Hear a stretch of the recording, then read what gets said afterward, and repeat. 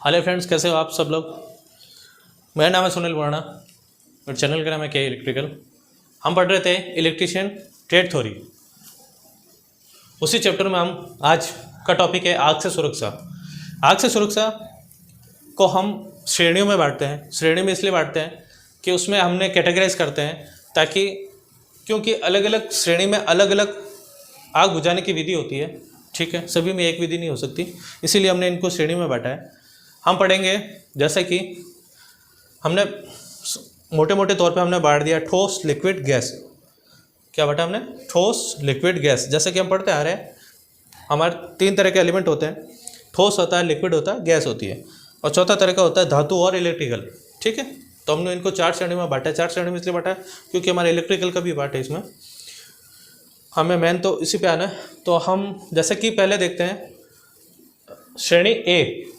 श्रेणी ए में क्या डालेंगे? ठोस। ठोस यानी लकड़ी, ठीक है। उदाहरण पे लिए हमने लकड़ी।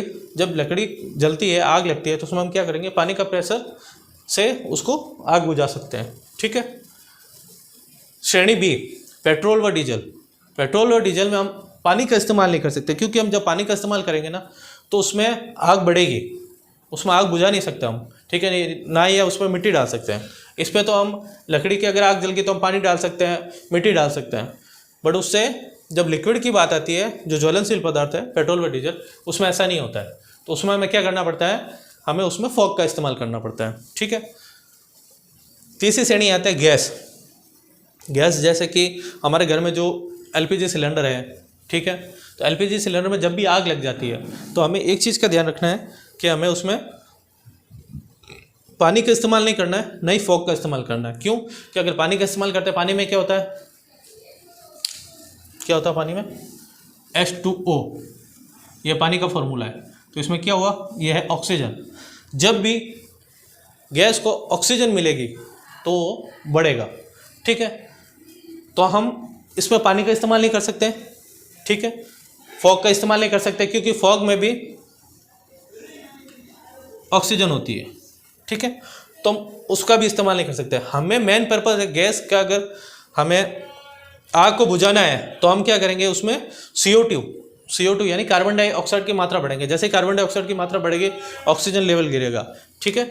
यानी हमें ऑक्सीजन को कम करना है। तो ऑक्सीजन को कम करने के क्या तरीके हो सकते हैं? या तो कार्बन डाइऑक्साइड को बढ़ा दिया जाए, या फिर ऑक्सीजन में कमी करने के लिए गीला कपड़ा डाल दिया। जैसे गीला कपड़ा होता है, जैसे टंकी में आग लगती है तो हम उसके तुरंत क्या करना चाहिए? हमें घबराना नहीं है।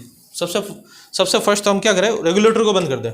जैसे उदाहरण के लिए गैस की टंकी, तो रेगुलेटर को बंद कर दें।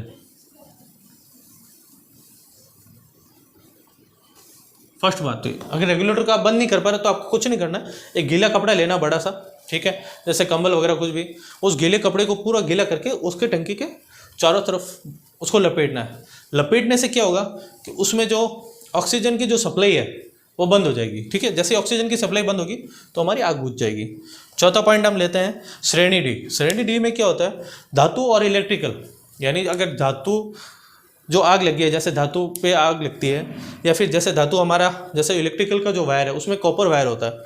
जब वो जलने लगता है, वो एक तरह का धातु है कॉपर, जब वो जलने लगता है तो इलेक्ट्रिकल आग में हम ना तो पानी का यूज़ कर सकते हैं, क्यों? हमें करंट लगने का खतरा रहेगा। ना हम फॉग का यूज़ कर सकते हैं, और ना ही हम उस पर गीला कपड़ा डाल सकते हैं, क्यों? हम उसे विद्युत के झटके लग सकता है। तो हम इन तीनों को इस्तेमाल नहीं कर सकते। हमें क्या करना पड़ता है?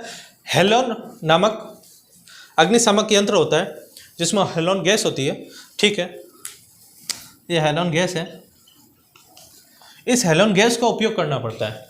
जैसे इस हेलोन गैस का उपयोग करेंगे, ठीक है, अग्निशामक यंत्र में, तो उससे इलेक्ट्रिकल कि जो आग लगी है वो बुझ जाएगी, ठीक है। तो इसमें हेलोन गैस का यूज़ करेंगे, ठीक है फ्रेंड्स।